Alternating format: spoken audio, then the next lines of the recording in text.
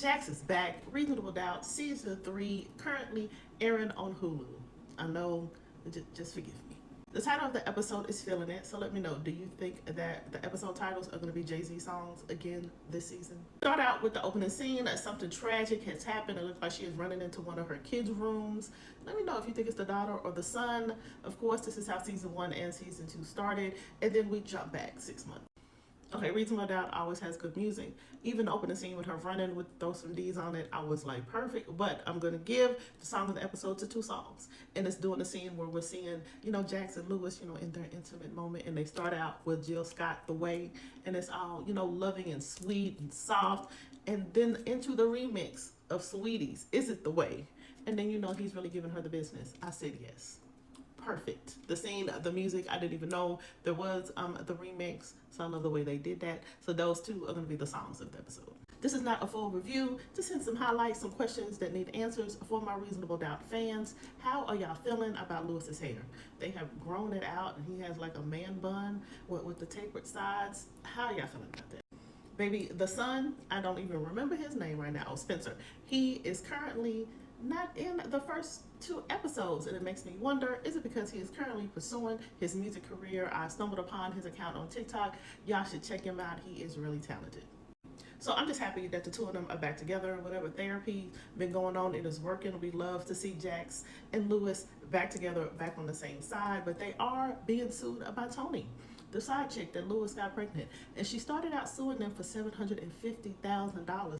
She blames them for the loss of her child. They never specifically said what her reasons were, because she did give birth prematurely at the end of season 2, and then the baby passed away, which is heartbreaking, traumatic, especially when the father of your child is married to someone else. But how do we get to $750,000? And then she doubled it to $1.5 million.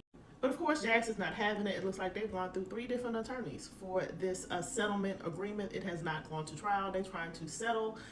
But Tony really wants them to admit responsibility. Jax is not having it, and she takes over, as she should. She seems to be a better attorney than the 3 she hired. But please remember that a lawyer is the worst client.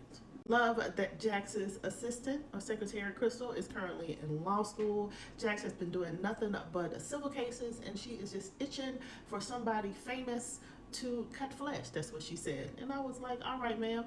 Jax is still dealing with the microaggressions at her firm, which irritates my soul every scene, because her name is on the wall. She is a partner, and they do not treat her like she's a partner.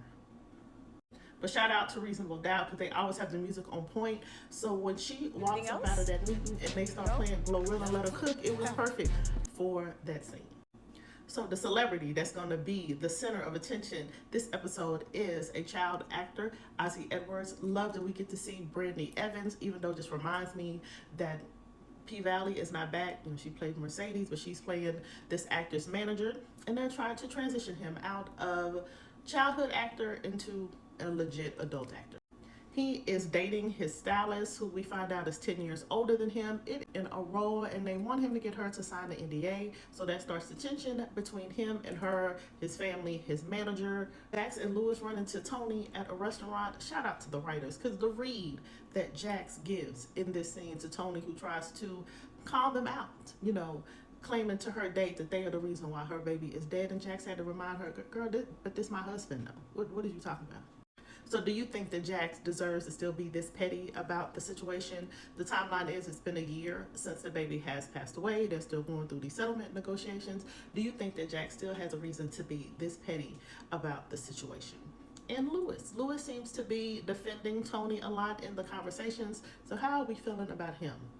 A new addition to the cast this season is Joseph Sikora, Tommy from the Power series. If you watch Power, he is playing an attorney at Texas firm Bill Sterling, and I don't think we can trust him. He wants to fast track his way to partnership, but it's something about the way that he is playing this character. Of course, it's nothing like Tommy, and if you have ever seen this actor in any other role, you know that he's an amazing actor. He can play all facets, so I'm looking forward to seeing him in this season. But do we think that he is up to something sneaky, more than just trying to get a promotion and become partner? It seems like them people in that firm are gunning for Jax again, and they're going to use Tommy, Bill Sterling, to help them. Let me know what you think.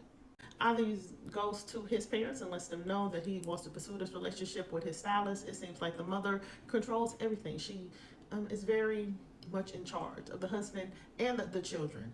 And she tells him, which I was like, she called that stylist a cum guzzling snow bunny, and then drops a secret about the stylist that we don't get to hear, causes the argument between Ozzy and Wendy, that's the name of the stylist, and she goes missing.